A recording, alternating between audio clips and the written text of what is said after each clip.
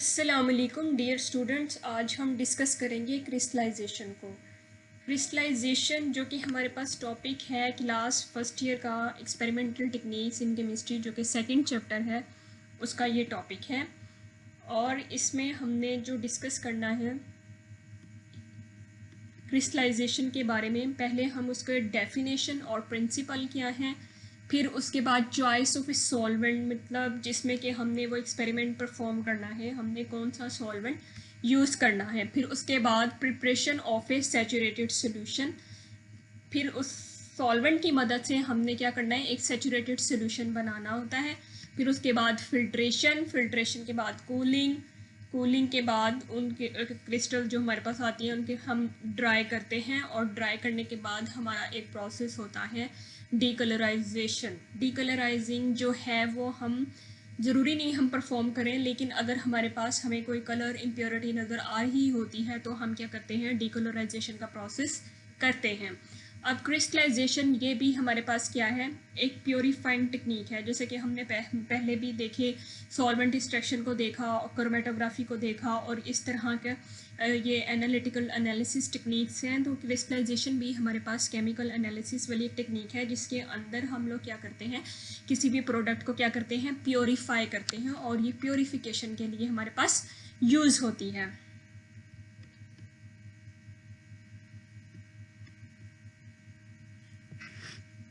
Crystallisation crystal का तो मतलब हो गया क्रिस्टल, और जेशन का मतलब है हमारे पास फॉर्मेशन प्रोसेस।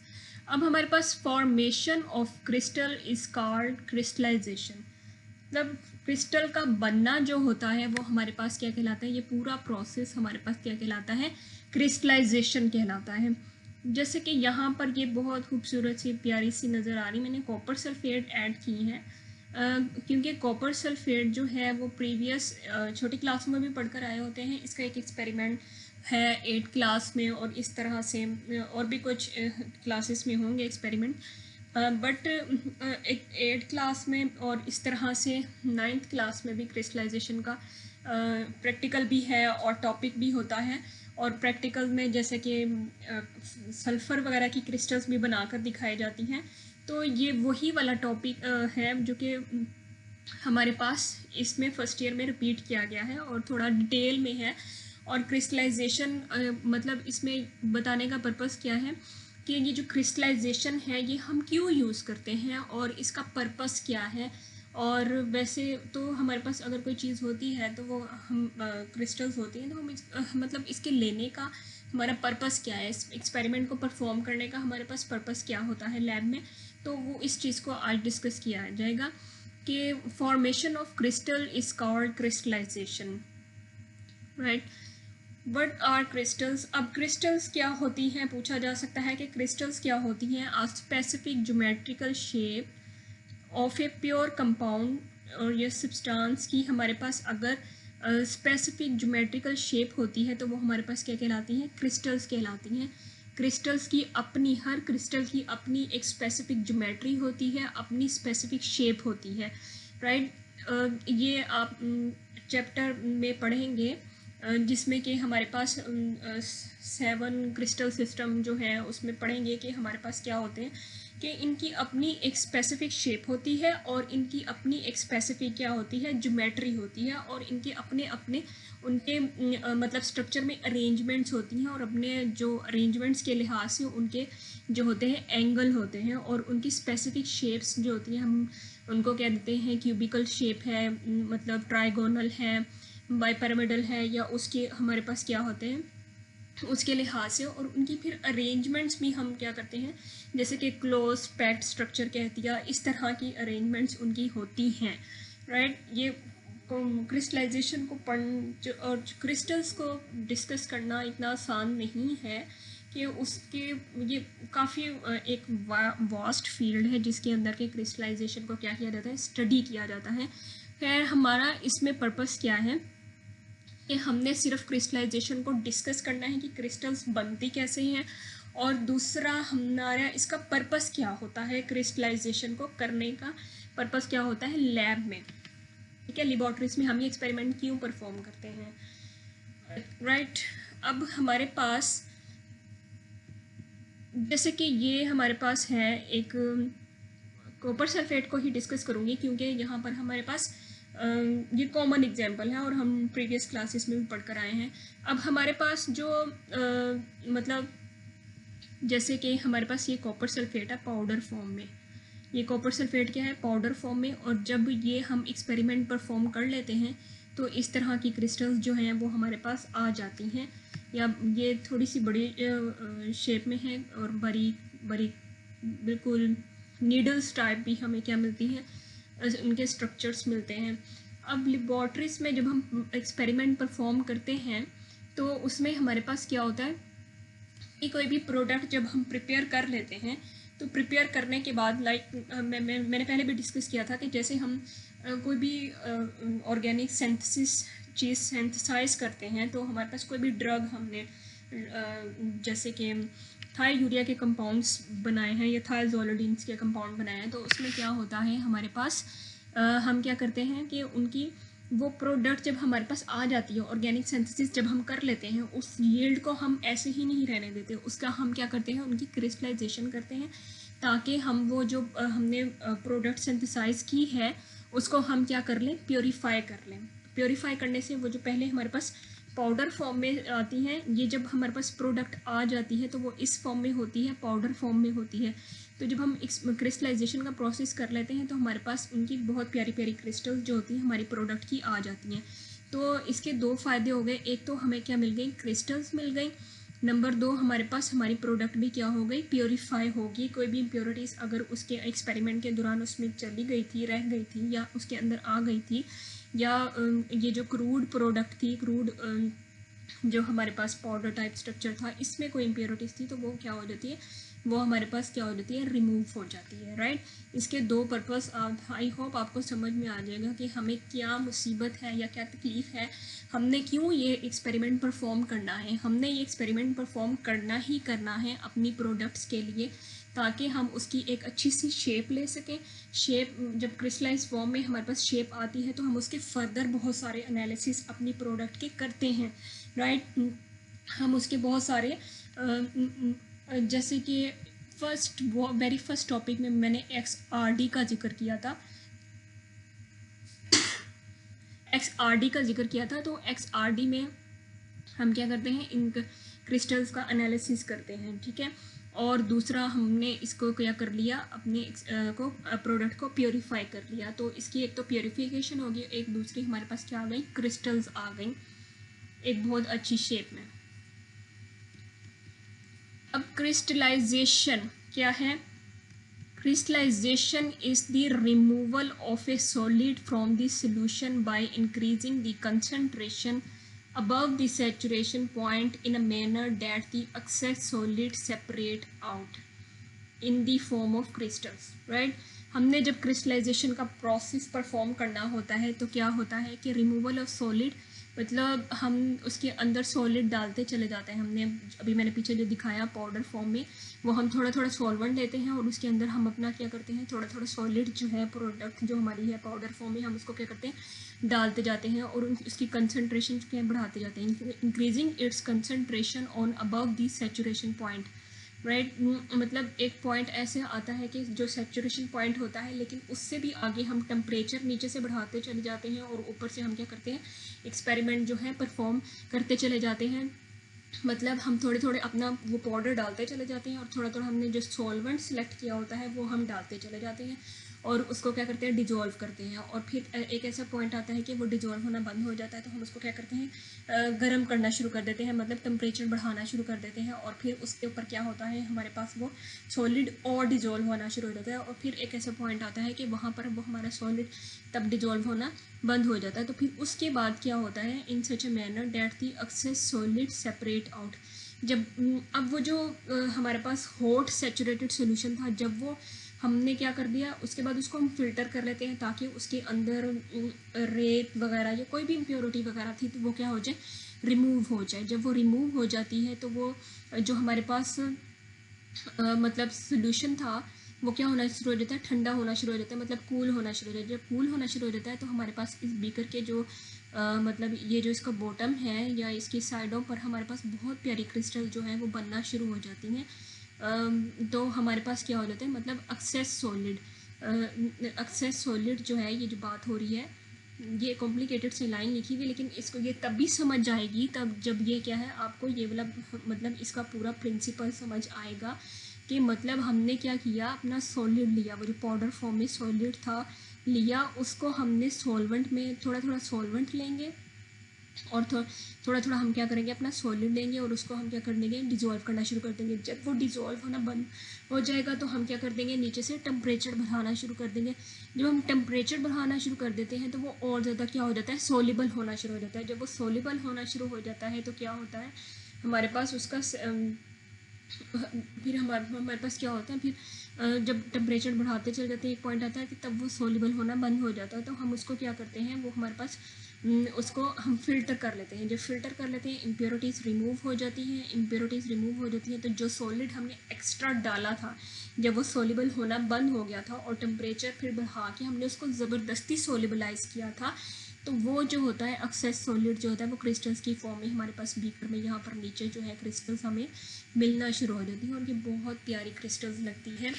अब हमारे पास crystallization is the removal of the solid from the solution. ये जो सॉल्यूशन हमने बनाया था इसमें वो वाला सॉलिड जो एक्सेस हमने डाल दिया था, वो removal of the solids from the solution by increasing its concentration above the saturation point. मतलब सेचुरेशन पॉइंट आने के बाद हमने टेम्परेचर बढ़ाया और उसको क्या कर दिया, और हमने सॉलिड को सोलिबलाइज करना शुरू कर दिया in such a manner that the excess solid separate out.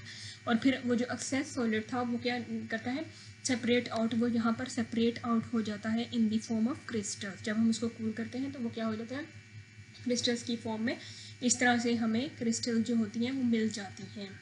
I hope आपको ये लाइन समझ में आ गई होगी। The preparation of a chemical compound usually affords A crude product. हम ये जो मैंने आपको पहले बताया था कि हमारे पास जो हमारी प्रोडक्ट आती है वो क्रूड फॉर्म में होती है, मतलब रॉ मटेरियल होता है वो मतलब प्योरीफाई फॉर्म में नहीं होता है। और उसको हमने क्या केमिकल कंपाउंड जब हम बना लेते हैं, सिंथेसाइज कर लेते हैं अपनी लेबॉर्ट्रीज में, तो वो केमिकल कंपाउंड जो है वो हमारे पास क्या होता है, in the form of crude product होता है, वो प्योरीफॉर्म शक्ल में नहीं होता है। उसके अंदर कोई भी इम्प्योरिटीज़ हो सकती हैं, मे बी उसके अंदर सैंड पार्टिकल्स हो या कुछ और हो, तो हम जो कि हमें ना पता हो, तो हम क्या करते हैं, वो क्रूड प्रोडक्ट है उसको फिर हम क्या करते हैं, इम्प्योरिटीज़ से पाक करते हैं और हम अपनी क्रिस्टल जो है इस तरीके से बनाते हैं। And there is need to purify its by crystallisation. और हमने उस पाउडर को मतलब प्योरीफाई करना होता है किसके ज़रिए से, क्रिस्टलाइजेशन के ज़रिए से, फ्रॉम ए सूटेबल सॉल्वेंट। अब हमारे पास वैसे तो एक्सपेरिमेंट परफॉर्म कर करके टीचर्स बता देते हैं, प्रोफेसर्स बता देते हैं कि हम इसके लिए ये वाला क्या करेंगे, सॉल्वेंट यूज़ करेंगे इस प्रोडक्ट के लिए, तो हमारा क्या हो जाएगा, क्रिस्टलाइजेशन का प्रोसेस बन जाएगा। लेकिन कुछ ये होता है कि हम सूटेबल सॉल्वेंट, अगर हमने कोई चीज़ बनाई है, नई चीज़ बनाई है, तो हम उसके लिए क्या करेंगे, सूटेबल सॉल्वेंट, मतलब हमें देखना पड़ेगा कि वो किस वाले सॉल्वेंट में हमारी प्रोडक्ट जो है वो सोल्यूबल होगी, राइट। तो हमें देखना पड़ेगा वो किस में सोल्यूबल होगी, तो हम डिफरेंट किस्म के सॉल्वेंट लगाकर अपना एक्सपेरिमेंट परफॉर्म करते हैं। और ये हिट एंड ट्रायल बेसिस है, राइट। हम थोड़ा थोड़ा अपना प्रोडक्ट लेते हैं और कभी थोड़ा सा सॉल्वेंट लेते हैं और उसको सोल्यूबलाइज करने की कोशिश करते हैं। तो ये हमारे पास क्या है, हिट एंड ट्रायल बेसिस है कि हम थोड़ी सी अपनी प्रोडक्ट लें, थोड़ा सा सॉल्वेंट लें, उसको सोल्यूबलाइज करने की कोशिश करें, राइट। और ये हमारे पास क्या होता है कि जब हम देख लेते हैं कि सोल्यूबल है तो हम उसको बड़े पैमाने पर क्या होते हैं, स्केल पे जाकर हम उसका अपना एक्सपेरिमेंट परफॉर्म कर लेते हैं। पहले हम थोड़ा थोड़ा मतलब सैम्पल के तौर पर देखते हैं कि ये किस सॉल्वेंट में सोल्यूबल होगा। अगर किसी एक सॉल्वेंट में सोल्यूबल नहीं होता तो हम दो का मिक्सचर भी यूज़ कर सकते हैं, राइट। ये अब देखेंगे हम उसको। अब इसका प्रिंसिपल देखते हैं। The basic principle of crystallisation is the fact that solute should be soluble in a solvent, suitable solvent. हम जो बात कर रहे थे कि हमारा जो सोल्यूट है, वो जो हमारा पाउडर फॉर्म में प्रोडक्ट है, वो क्या है, सोल्यूबलाइज होना चाहिए। हमने सॉल्वेंट लिया है एट ए हाई टेम्परेचर, और हाई टेम्परेचर पर उसको बिल्कुल सोल्यूबलाइज होना चाहिए। And the excess amount of the solute is thrown out as crystals when it is cooled. ये इसका क्या है, प्रिंसिपल है। और ये पूछा जा सकता है कि क्रिस्टलाइजेशन का प्रिंसिपल क्या है, कि मतलब जब हम इसका प्रिंसिपल क्या है कि जब हम क्रिस्टलाइजेशन का प्रोसेस करें तो हमारा जो सल्यूट है वो क्या होना चाहिए, सूटेबल सॉल्वेंट, हाई टेम्परेचर पर सोलिबल होना चाहिए। और excess amount is thrown out, मतलब excess amount is thrown out मतलब वो हमारे पास, जैसे कि मैंने दिखाया था बीकर में, वो एक्स्ट्रा जो सल्यूट था वो क्रिस्टल्स की फॉर्म में कलेक्ट होना शुरू हो जाता है, उसको कह रहे हैं ये thrown out. Crystals thrown out when it is cooled, right. जब उसको कूल किया जाए तो वो क्या हो, हमारे पास क्रिस्टल्स, एक्सेस सॉलिड जो है वो क्रिस्टल्स की फॉर्म में बाहर आ जाए। थ्रोन आउट मतलब बाहर आ जाए, ये इसका प्रिंसिपल है। ये 2 नंबर का, 1 नंबर का शॉर्ट क्वेश्चन में पूछा जा सकता है, राइट। अब हमारे पास क्या है, मे बी MCQs में भी पूछा जा सकता है, चॉइस ऑफ ए सॉल्वेंट। हमारे पास जो बड़ा पहले हमारे पास जो टास्क है कि हमने अगर क्रिस्टलाइजेशन को परफॉर्म करना है तो हमने क्या करना है कि हमने अपना सॉल्वेंट सिलेक्ट करना है। पहले हमने अपना क्या करना है, सॉल्वेंट सिलेक्ट करना है जिसके अंदर क्रिस्टल को क्या करना है, सॉरी क्रिस्टल तो बाद में आएंगी, पहले हमने उस वो पाउडर फॉर्म में जो प्रोडक्ट आई है उसको हमने क्या करना है, सोलिबलाइज करना है। The process of crystallisation involve the following steps, इसके कुछ स्टेप्स हैं। The solvent chosen is on the hit and trial basis, जो कि मैं आपको बता चुकी हूँ कि हम पहले थोड़ा सा सल्यूट लेते हैं और थोड़ा सा क्या करते हैं, अपना सॉल्वेंट लेते हैं, उनको मतलब सैंपल के तौर पर पहले हम देखते हैं कि ये इसमें सोल्यूबल है भी कि नहीं। हम सारी अपनी प्रोडक्ट यूटिलाइज नहीं करते, हमारे पास स्पेसिफिक अमाउंट में सिर्फ प्रोडक्ट आती है। अगर हमारे पास आ गई है 50 ग्राम में, सपोज हमारे पास प्रोडक्ट आई है और 50 ग्राम तो बहुत थोड़ा है, या 25 ग्राम में आई है या 20 ग्राम में आई है, हमारे पास प्रोडक्ट बहुत थोड़ी है, तो हम उसको क्या करते हैं, थोड़ी थोड़ी फॉर्म में उसको क्या करते हैं, देखने की कोशिश करते हैं कि ये किस सॉल्वेंट में सोलिबल है। हम उसको एकदम से सारी नहीं डाल देंगे क्योंकि वो हमारा एक्सपेरिमेंट फिर ज़ाया हो जाएगा। हम दोबारा वो सॉल्वेंट कहाँ से ले, अपनी प्रोडक्ट कहाँ से लेकर आएंगे, right. And it necessary to try a number of solvent before arriving at the conclusion. हम थोड़े थोड़े सॉल्वेंट लगा कर देखते हैं, मैंने आपको बताया an ideal solvent should have the following features. और ये भी क्वेश्चन पूछा जा सकता है 3 नंबर का, 4 नंबर का, ये आता होता है चॉइस ऑफ ए सॉल्वेंट। हम जो सॉल्वेंट हम लेते हैं उसके क्या फीचर्स होते हैं, उसको किस बुनियाद पर लेते हैं। It should dissolve a large amount of substance at its boiling point, जैसे कि हमने अभी पहले डिस्कस किया था कि जब हम टेम्परेचर हाई करते हैं तो वो ज़्यादा अमाउंट में क्या होता है, और ज़्यादा सोलिबल क्या कर लेता है, प्रोडक्ट को सोलिबल कर लेता है। Only A small amount at room temperature, ये मैंने आपको पीछे भी कॉन्सेप्ट बताया था कि पहले हम रूम टेम्परेचर पे उसको डिजोल्व करने की कोशिश कर रहे होते हैं और वो डिजोल्व होता चला जाता है। तो फिर होता है कि वो डिजोल्व नहीं हो रहा होता, तो हम क्या है उसको गर्म करने की कोशिश करते हैं। जब हम गर्म करने की कोशिश करते हैं तो वो और ज़्यादा सोलिबल करने की कोशिश कर लेता है, मतलब ये हम ज़बरदस्ती उसको सोलिबलाइज करने की कोशिश कर रहे हैं। तो वही जो एक्सेस अमाउंट होती है वो बाद में क्रिस्टल्स की फॉर्म में आ जाती है। It should not react chemically with the salute, हमारी प्रोडक्ट पहले से बनी हुई है, वो सल्यूट जो है वो हमारा पहले से एक हमारा कंपाउंड है जिसके ऊपर हमने फर्दर एक्सपेरिमेंट करने हैं। तो उसको हमने उसका केमिकल स्ट्रक्चर चेंज नहीं करवाना, हमने जो सॉल्वेंट लेना है वो उसको सोलिबल तो करेगा लेकिन उसकी केमिकल कंपोजिशन चेंज नहीं करेगा, तो उसको केमिकली रिएक्ट नहीं करना चाहिए, राइट। ये एक किस्म का फिजिकल प्रोसेस ही है, वो उसको सोलिबल कर रहा है। It should either not dissolve the impurities or the impurities should not crystallize from its along with the solute. अब जो इम्प्योरिटीज़ उसके अंदर होंगी, हमारा जो सल्यूट होगा उसने तो उसको सोलिबलाइज करना ही करना है, लेकिन जो उसके अंदर इम्प्योरिटीज़ हैं अगर किसी भी किस्म की इनऑर्गेनिक कोई भी पार्टिकल्स हैं तो उनको उसने डिज़ोल्व नहीं करना है। और अमूमन ऐसा ही होता है, लाइक डिज़ोल्व लाइक, तो हम जो अमूमन ऑर्गेनिक सॉल्वेंट यूज़ करते हैं तो वो ऑर्गेनिक सॉल्वेंट जो है वो इम्प्योरिटीज़ को डिज़ोल्व नहीं करते हैं, तो इसलिए हमारी सिर्फ प्रोडक्ट ही डिज़ोल्व होती है। It should either not dissolve the impurities or the impurities should not crystallize out along with the solute. जाहिर बात है जब वो डिज़ोल्व ही नहीं होंगी तो वो सोल्यूशन के साथ जो है वो जाएंगी भी नहीं, वो सिर्फ जब फिल्टर करने पर पहले ही वहाँ से क्या हो जाएंगी, ड्रेन आउट हो जाएंगी। One on cooling it should deposit well formed. अगर मैं यहाँ पर एक एग्जांपल देना चाहूँ, जैसे कि मतलब टी बनाते हैं तो उसके अंदर जो थोड़ी सी हम वो डालते हैं, चाय की अगर पत्ती डालें तो वो उसके अंदर डिज़ोल्व नहीं होती, वो अपना कलर दे देती हैं।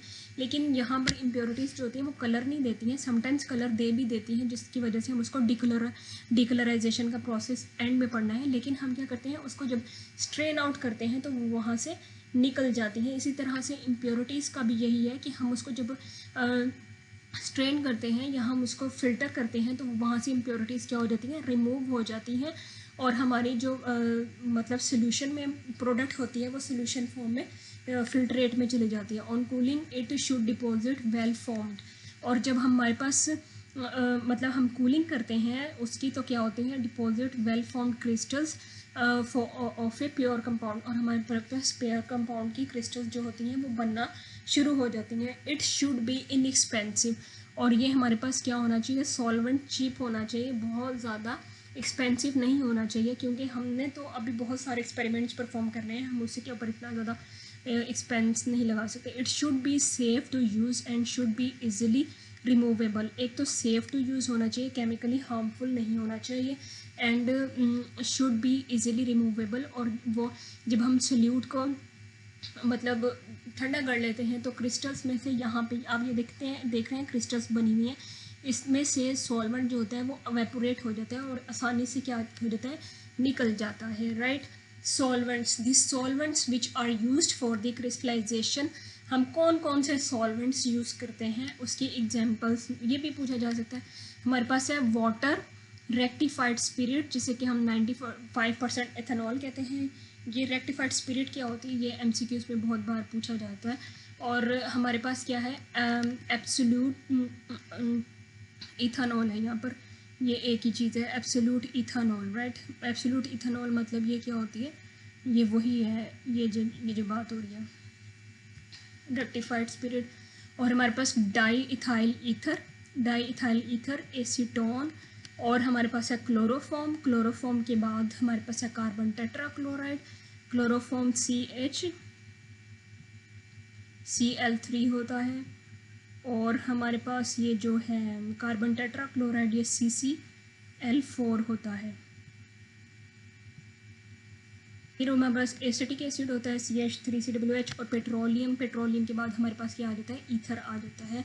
ये हमारे पास कुछ सॉल्वेंट्स हैं जो कि हम यूटिलाइज कर सकते हैं अपने एक्सपेरिमेंट के लिए। अब if none of the solvent is found suitable for the crystallisation, मैं आपको बता चुकी हूँ कि combination of 2 and more miscible solvents में बी यूटिलाइज्ड और एम्प्लॉयड, मतलब हमारे पास मिसिबल जो कि आपस में मिसिबल होंगे, जो कि आपस में डिजॉल्व होंगे, राइट।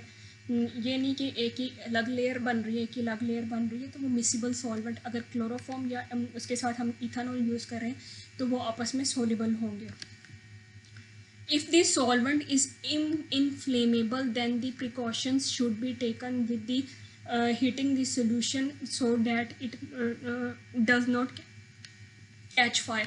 अब हमारे पास क्या है कि अगर इनफ्लेमेबल है मतलब वो फायर कैचिंग सॉल्वेंट है, अमूमन हमारे पास ऑर्गेनिक सॉल्वेंट्स हम लोग यूज़ करते हैं और ये फायर कैचिंग ही होते हैं, तो हम इनको डायरेक्ट नहीं करते हैं, हम इसको वाटर बाथ में ये एक्सपेरिमेंट परफॉर्म कर रहे होते हैं। मतलब एक बॉल होता है वाटर का, और उसके अंदर हमने अपना वो बीकर या चाइना डिश रखी हुई होती है, और बड़े लेवल पे तो मेरा नहीं ख्याल हम चाइना डिश यूज़ करते हैं। हम उसको क्या कर रहे होते हैं, यहाँ पर ट्राइपॉड स्टैंड पर रखकर हम उसको क्या कर रहे होते हैं, नीचे से हीट कर रहे होते हैं। वाटर बाथ में इनडायरेक्ट हीट जो होती है, वो एनर्जी जो होती है उसको मिल रही होती है, डायरेक्ट नहीं मिलती है।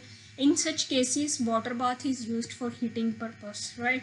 ये पूछा जा सकता है कि अगर इनफ्लेमेबल सॉल्वेंट है तो हम किस तरह से उसको प्रिकॉशन ले सकते हैं। शॉर्ट क्वेश्चन में भी पूछा जा सकता है। Preparation of the saturated solution, अब हमारा सॉल्वेंट सिलेक्ट हो गया, अब हमने क्या करना है, सैचुरेटेड सोल्यूशन जो है वो लेना है, उसका बनाना है हमने अपनी प्रोडक्ट का। After selecting the suitable solvent the substance is then dissolved a minimum amount of the solvent and heated directly on a water bath with constant stirring.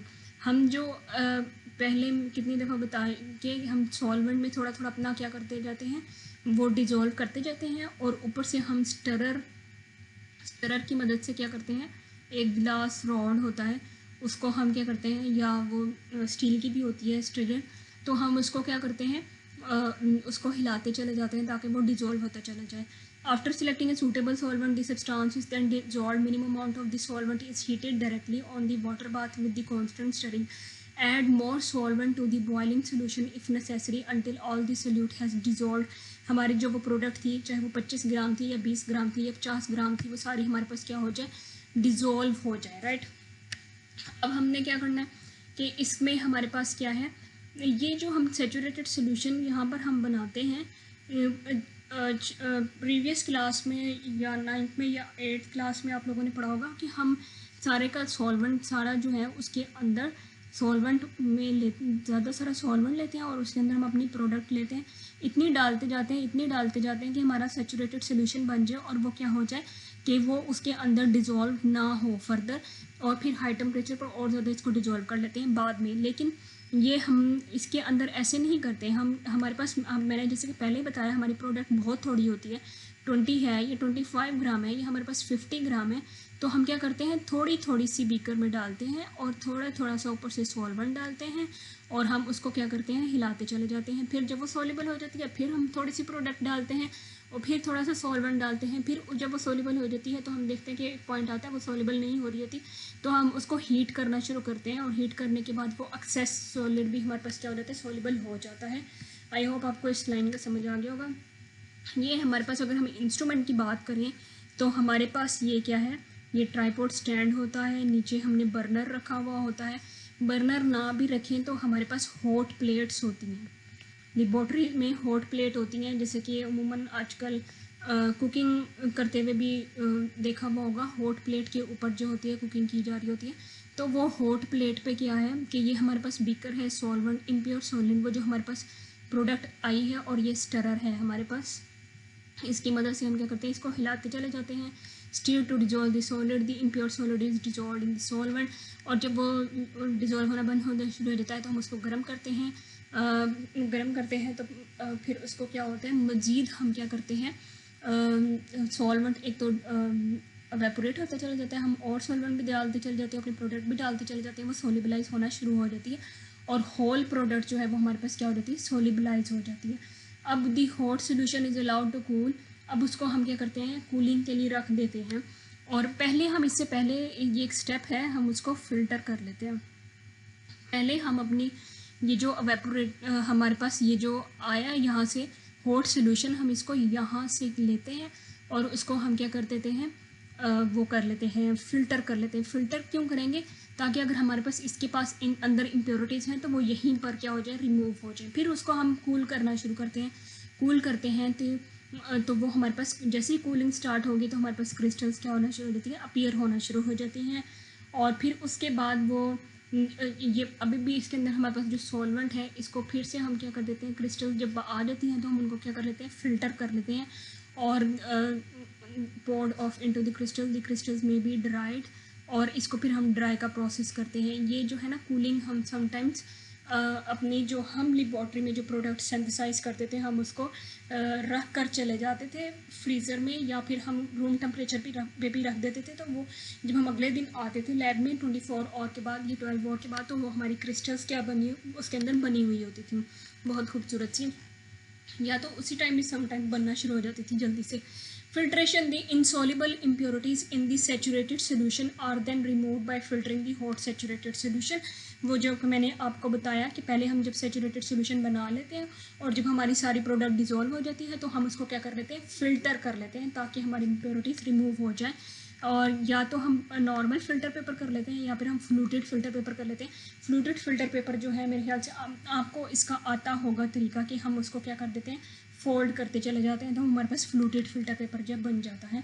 और वो मतलब क्यों करते हैं, ताकि हमारे पास फास्ट जो वो फिल्ट्रेशन हो. This avoids the premature crystallization of the solute on the filter paper और in the funnel stem. Right, वो अगर इम्प्योरिटीज़ होंगी तो क्या होगा कि वो जल्दी से उसको फिल्ट्रेशन इम्प्योरिटीज़ के साथ ही क्या बन जाएंगी, हमारे क्रिस्टल्स अपीयर होना शुरू हो जाएंगे, जो कि इमेच्योर भी होंगी, सही वाली क्रिस्टल्स नहीं बनेंगी. If necessary, hot water funnel should be used this purpose. अब हमारे पास hot water funnel मतलब हमारे पास फनल में क्या है कि वो जो फनल में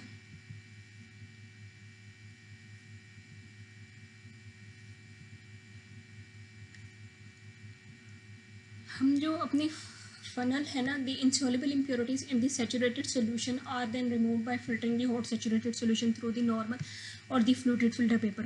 हमने impurities remove करवा दी क्योंकि this avoids the premature crystallization of the solute on the filter paper or in the funnel stem. ये funnel stem कहला रहा है, ठीक है, इसको हम funnel stem कहते हैं. If necessary hot water funnel should be. अब हमारे पास क्या होता है कि इसके ऊपर अंदर इसके कुछ भी ऐसे होता है कि हॉट वाटर की जैकेट भी इसके साथ यूज़ कर लेते हैं ताकि हमारे पास क्या हो कि ये जो है ना यहाँ पर प्रीमेच्योर क्रिस्टल्स ना बने.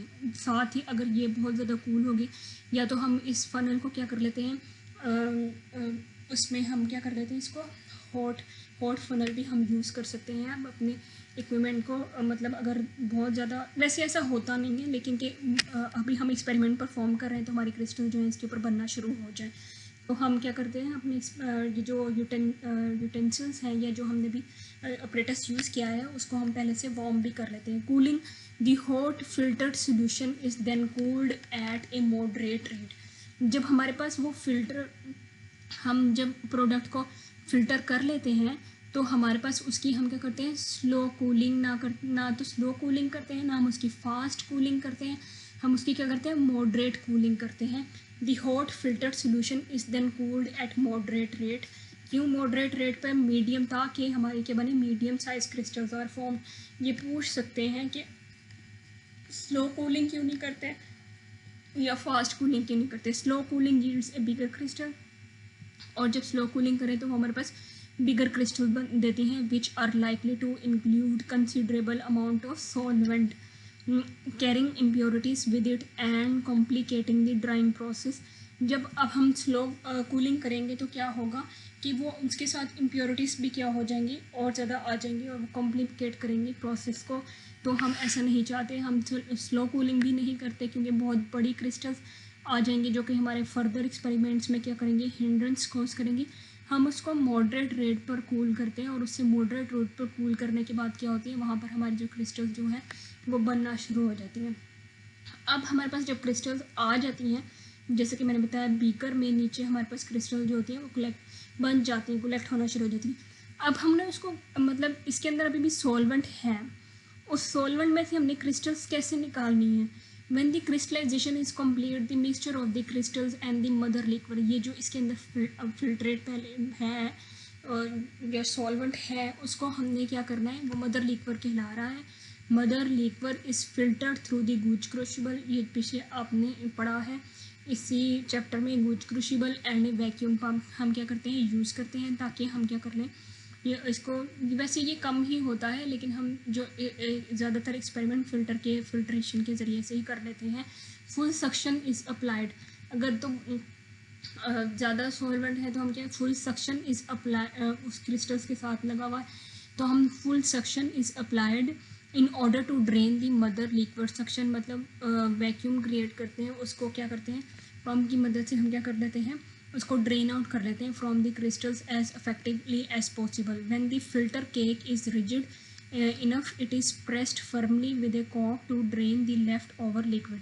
अगर हमारे पास जो है, जैसे हमारे पास फिल्टर केक मतलब आया है, वो जो बहुत ज़्यादा उसको हम क्या करते हैं कि जैसे हमारे पास ये आती हैं क्रिस्टल्स, तो अगर वो बहुत रिजिड फॉर्म में है और थोड़ी बड़ी क्रिस्टल है तो हम उसको क्या कर लेते हैं, प्रेस कर लेते हैं विद दी कॉक की मदद से, ताकि हमारे पास क्या हो, जो लेफ़्ट ओवर जो लिक्विड है उसके अंदर रह गया है वो भी क्या हमारे पास निकल जाए. The crystals are then washed with small portion of the cold solvent. अब ये जो हमारे पास आती हैं, ये मैं अभी ये हमने ये फ़नल के ऊपर ही पड़ा है और फ़नल के ऊपर ये हमारा लगा हुआ है फ़िल्टर पेपर, ठीक है. इसके ऊपर हमारे पास ये हमारी क्रिस्टल जो है इसके ऊपर पड़ी हुई है, हमारी क्रिस्टल इसके ऊपर आई हैं और ये हमारे पास नीचे हम ये क्या कर रहे हैं, नीचे हमने बीकर रखा हुआ है ताकि सारा सॉल्वेंट जो है वो इसमें चला जाए और दूसरे ऊपर हम इस बीकर की मदद से अपना मतलब ये जो है थोड़ा थोड़ा डालते चले जाते हैं और इसमें फ़िल्टर पेपर के ऊपर हमारी क्या है, क्रिस्टल्स आ रही हैं.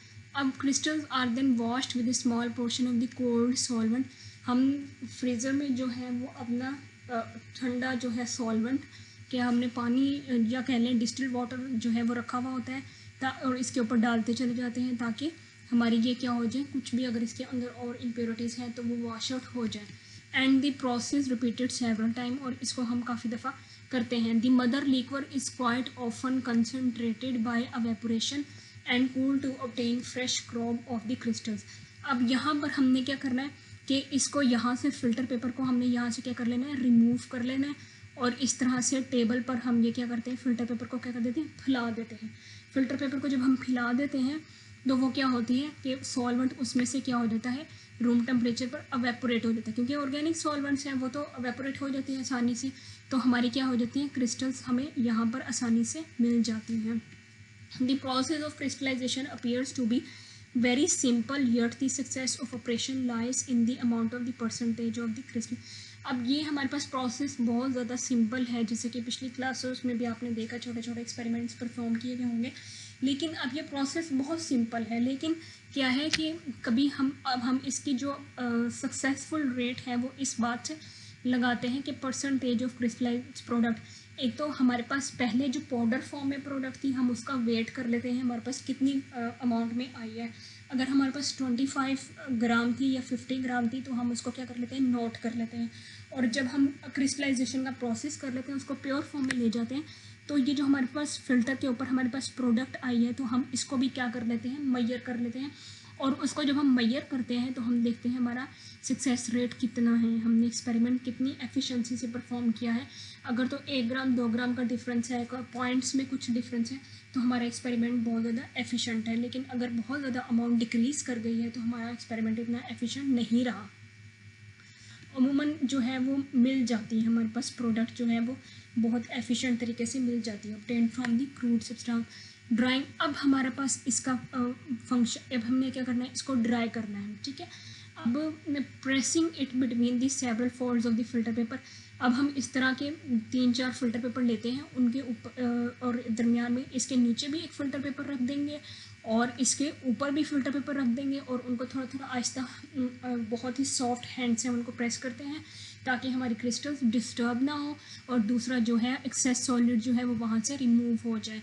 Pressing several folds of the filter paper, फिर उसके बाद repeating the process several time, और इसको हम रिपीट करते हैं। ड्राइज द क्रिस्टलाइज सब्सटेंस, हम उसको क्या कर लेते हैं, ड्राई कर लेते हैं। पर अब हमारे पास है प्रोसेस डिसएडवांटेज, इसका ड्राइंग करने का हमारे पास, ये फिल्टर पेपर से ड्राई करने का हमारे पास डिसएडवांटेज क्या है, में भी पूछा जा सकता है इसको भी। Crystals are crush to a fine powder, crystal जो है वो फाइन पाउडर में हमारे पास, अगर तो हमने बहुत ज़्यादा उसको प्रेस किया है तो वो क्या हो जाएगा, फाइन पाउडर में, पाउडर फॉर्म में पहले जैसा था बनने का खदशा होगा। Sometimes fibres of the filter paper contaminate the product, मतलब अगर सपोज अगर मैं एग्जांपल दूंगे, जैसे रुई के थोड़े थोड़े धागे टाइप अगर किसी चीज़ के साथ चिपक जाएं तो वो हम क्या कंटेमिनेट हो जाएगी। इसी तरह से फ़िल्टर पेपर भी फाइबर्स का मिलकर बना हुआ होता है, वैसे कम ही होता है ऐसा, लेकिन अगर बहुत ज़्यादा हमने ख़राब फ़िल्टर पेपर यूज़ किया है या बहुत ज़्यादा हमने उसको प्रेस कर दिया है, उसको उसके साथ हमने बहुत ज़्यादा सपोज स्क्रैच कर दिया है, रगड़ दिया है, तो वो हमारा क्या होंगे, फाइबर्स ऑफ फिल्टर पेपर जो हैं वो कंटेमिनेट कर देंगे हमारे प्रोडक्ट को, और हमारा एक्सपेरिमेंट ख़राब होने का खदशा होगा। हमने ये सिर्फ फिल्ट्रेशन तो अभी सिर्फ फर्स्ट इसका मरहला है, लेकिन हमने आगे इसके बहुत सारे एक्सपेरिमेंट परफॉर्म करने होते हैं, ये हमारी प्रोडक्ट होती है, ठीक है। अब हमारे पास क्या है कि ड्राइंग में अल्टरनेट प्रोसेस इसका क्या हो सकता है, the crystals are dried and oven.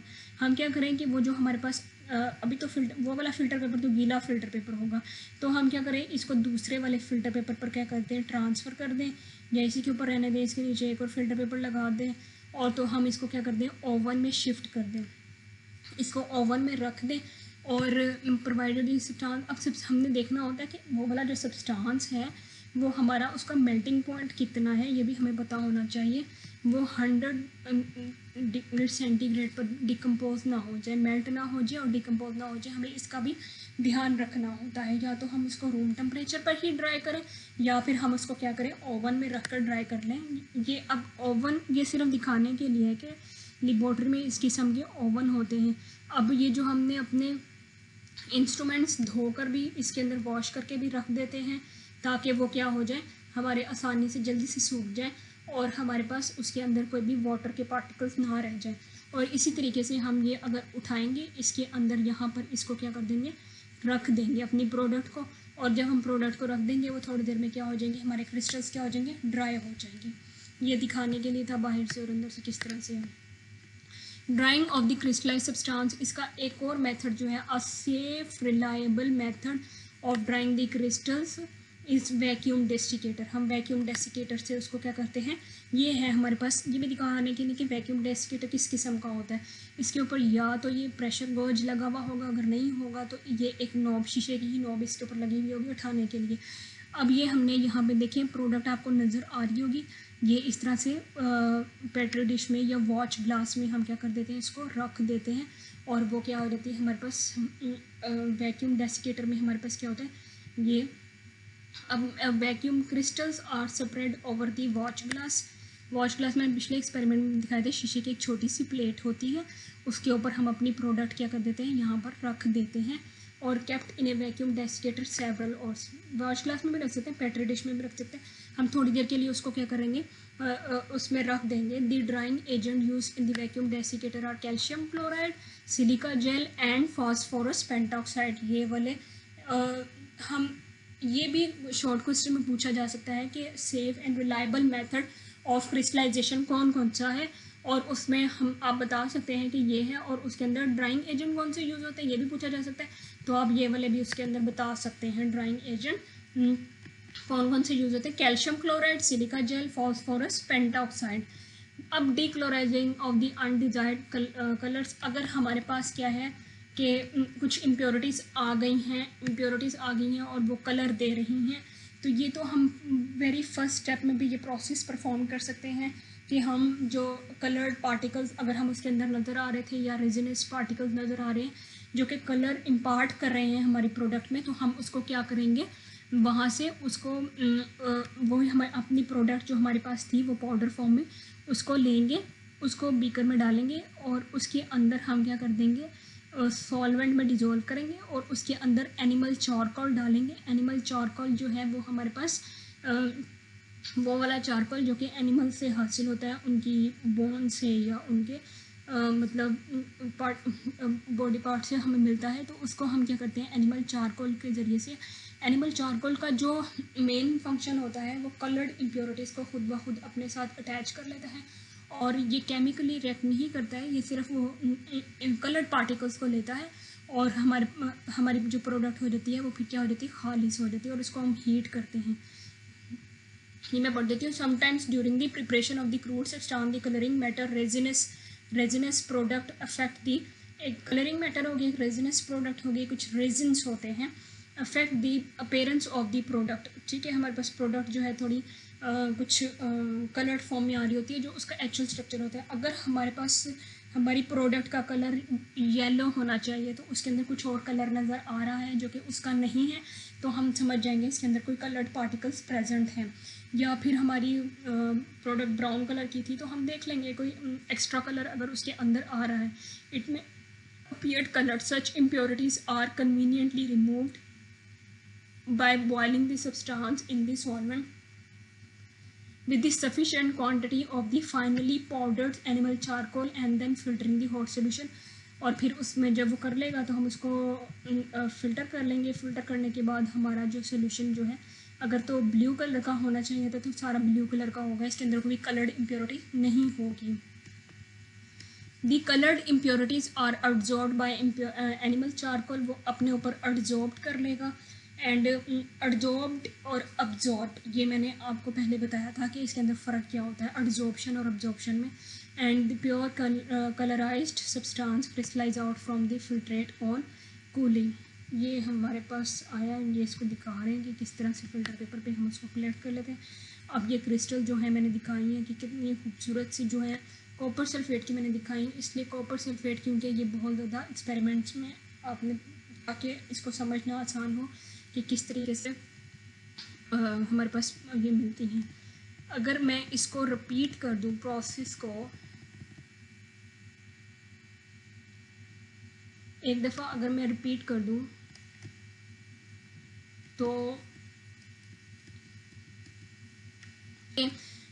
हम क्रिस्टलाइजेशन का प्रोसेस क्यों करते हैं? पहले जो हमारे पास ऐसे हम लेबॉर्ट्री में कोई भी प्रोडक्ट जब सिंथेसाइज करते हैं, सिंथेसाइज करने के बाद हमारे पास हमारी जो प्रोडक्ट होती है वो इस तरह से पाउडर फॉर्म में आती हैं। पाउडर फॉर्म में जब आती हैं तो हम उसका क्या कर लेते हैं, वेट कर लेते हैं, से 25 ग्राम 25 ग्राम या 50 ग्राम।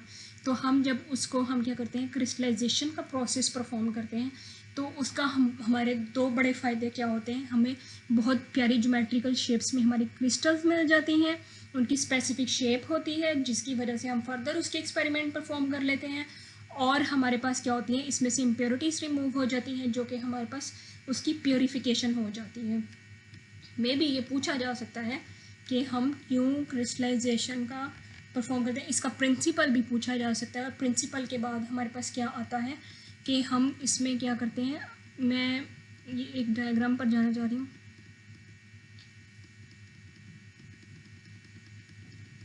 फिर चॉइस ऑफ ए सॉल्वेंट, हम पहले जो हमारा पर्पस होता है, हम सॉल्वेंट को जो क्या करें, अपना सूटेबल सॉल्वेंट लें, ऐसा सॉल्वेंट जो कि हमारी प्रोडक्ट को डिजोल्व करे, इम्प्योरिटीज़ को डिजोल्व ना करे और केमिकली जो है रिएक्ट ना करे, और इनएक्सपेंसिव हो, और हमारे पास जो है उसके मतलब, और फिर हमारे पास उसकी जो है एग्जांपल्स हमने देखी, डाइथाइल ईथर हो सकती है, रेक्टिफाइड स्पिरिट हो सकती है, एब्सोल्यूट एथेनॉल हो सकती है, और हमारे पास जो है इस तरीके से क्लोरोफॉर्म हो सकता है, ईथर हो सकता है। अब हमारे पास क्या है कि जब हमें इसका सेचुरेटेड सोल्यूशन बनाते हैं, थोड़ा थोड़ा अपना सॉल्वेंट डालते हैं, थोड़ा थोड़ा हम क्या करते हैं, अपनी वो प्रोडक्ट डालते चले जाते हैं और सोल्यूट डालते चले जाते हैं, तो इसको हम डिजोल्व करने की कोशिश करते हैं। जब ये डिजोल्व होना बंद हो जाता है तो हम इसको क्या कर देते हैं, हीट करना स्टार्ट कर देते हैं। हीट जो है स्टार्ट करते हैं तो वो एक्सेस अमाउंट में सोल्यूट जो है पूरे का पूरा जो हमारा 25 ग्राम था या 50 ग्राम था, उसको क्या कर लेते हैं, डिजोल्व कर लेता है। फिर हम क्या करते हैं, उसको फ़ौरन से हम क्या करते हैं, फ़िल्टर कर लेते हैं, ताकि उसके अंदर जो पार्टिकल्स हैं, जो हमें डिज़ायर्ड हमारे पार्टिकल्स नहीं हैं, इम्प्योरिटीज़ हैं, वो क्या हो जाए, रिमूव हो जाए। एट दिस स्टेप हम फिल्ट्रेशन करते हैं, और दूसरा हम उसको फिर जब क्या करते हैं, अब जो हमारे पास वो जो आया था बीकर में सारा का सारा सोल्यूशन, उसको हम रख देते हैं, या तो इस बीकर फॉर्म में होते हैं या फिर हम चाइना डिश भी यूज़ कर सकते हैं, तो इसको या बीकर में भी एक्सपेरिमेंट परफॉर्म कर सकते हैं। तो उसको हम क्या कर देंगे, रख देंगे कूल होने के लिए, और हमने देखा कि हम मॉडरेट कूलिंग करते हैं, ना तो हम स्लो कूलिंग करते हैं और ना ही हम क्या करते हैं, फास्ट कूलिंग करते हैं। फास्ट कूलिंग की वजह से बहुत बड़ी बड़ी क्रिस्टल्स बन जाती हैं और हमारा एक्सपेरिमेंट जो है वो आगे हर्डल क्रिएट करता है क्रिस्टल्स जो हैं। और फिर हम मॉडरेट कूलिंग जो है वो हमारे पास क्या होती है, अच्छी क्रिस्टल्स हमें मिलती हैं, और हमारे पास क्या होती है, अगर स्लो कूलिंग करेंगे तो वो इम्प्योरिटीज़ को भी अपने साथ ले आएंगी। फिर उसके बाद हम क्या करते हैं कि यहाँ पर जब हमारे पास कूल होने के क्रिस्टल्स आ जाती हैं तो हम उसको दोबारा से क्या कर लेते हैं, फ़िल्टर कर लेते हैं। फ़िल्टर करके बाद हमारे पास ये फ़िल्टर पेपर के ऊपर हमारी क्या हो जाती है, क्रिस्टल्स आ जाती हैं, और हमारा एक्सपेरिमेंट जो होता है परफॉर्म हो जाता है। अब हमारे पास जो फिल्ट्रेशन हमने देखा कि गूज क्रूशिबल के जरिए भी कर सकते हैं, वैक्यूम सक्शन भी अप्लाई कर सकते हैं। वैसे हमारे फ़िल्टर पेपर से ही काम चल जाता है। फिर हम उसको बाद क्या करते हैं, उसका हमारा जो मेन प्रोसेस आता है वो ड्राई का प्रोसेस आता है। ड्राई, अब हम इन क्रिस्टल्स को कैसे ड्राई करें, या तो हम उसको ओवन में रख देते हैं या हम उसको ओपन एयर में रख देते हैं कि वो थोड़ी देर में वो, वैसे तो ओपन एयर में भी रख देते हैं क्योंकि वो क्या होती हैं हमारे पास ऑर्गेनिक सॉल्वेंट्स हैं और जल्दी से वो क्या हो जाते हैं, अवेपोरेट हो जाते हैं। अगर तो बहुत ज़्यादा ठंडा कूल इन्वायरमेंट है, मौसम है, तो हम क्या करते हैं, उसको ओवन में भी रख सकते हैं, लेकिन हमने देखना है कि वो उसका मेल्टिंग पॉइंट कितना है, ये ना हो 100 डिग्री सेंटीग्रेड पे वो क्या हो जाए, हमारे पास मेल्ट हो जाए और डिकम्पोज हो जाए हमारी प्रोडक्ट। फिर हम वैक्यूम डेसिकेटर भी यूज़ कर सकते हैं, और जो कि सेफ़ और रिलायबल मेथड है, और उसमें हमारे पास जो डेसिकेटिंग हम जो सब्सटेंस यूज़ करते हैं वो कैल्शियम क्लोराइड है, सिलिका जेल है, इस तरीके से हम यूज़ कर सकते हैं, राइट। आई होप आपको ये जो है फिल्ट्रेशन और फिर उसके बाद कूलिंग के बाद फिर हमारे पास आ जाएगा कलेक्टिंग ऑफ क्रिस्टल्स कैसे हैं, और कलेक्टिंग ऑफ क्रिस्टल्स के बाद हमारे पास क्या है, उनका ड्राई का प्रोसीजर होता है, और ड्राई के बाद हमारे पास या तो ओवन है या फिर वैक्यूम डेसिकेटर है, और फिर हम उसके बाद डीकोलोराइजिंग, ये भी क्वेश्चन पूछा जा सकता है, डीकोलोराइजेशन ऑफ क्रिस्टल्स का क्या मतलब है, उसके लिए हम एनिमल चारकोल यूज़ करते हैं, राइट। फिर उसके बाद हमारे पास क्या होते हैं, क्रिस्टल्स आने के बाद हमारा एक्सपेरिमेंट जो होता है वो परफॉर्म हो जाता है, ठीक है। इसका मेन पर्पस क्या था, या तो हमें उसको प्योरीफाई करना है और हमें क्या करना है, क्रिस्टल्स फॉर्म में मिल जाए। इसके दो बड़े मेन फ़ायदे हमारे ये होते हैं, और आई होप आपको समझ में आएगा कि क्रिस्टलाइजेशन का प्रोसेस हम करते ही क्यों हैं। मतलब लेबॉर्ट्री में हमने कुछ भी प्रोडक्ट बनाई है, फार्मास्यूटिकल की कुछ अद्वियात या प्रोडक्ट्स हमने बनाई हैं, तो हमने क्या करना होता है, उसको ऐसे ही यूज़ नहीं कर लेते, पहले हम उसको क्या करते हैं, प्योरीफाई करते हैं, इम्प्योरिटी से उसको रिमूव करते हैं, उसमें से रिमूव करते हैं, और दूसरा उसकी क्रिस्टल्स फॉर्म हम लेकर आते हैं। आई होप आपको ये टॉपिक समझ में आया होगा, और कुछ अगर ना समझ आए तो कमेंट्स में पूछा जा सकता है। थैंक्स।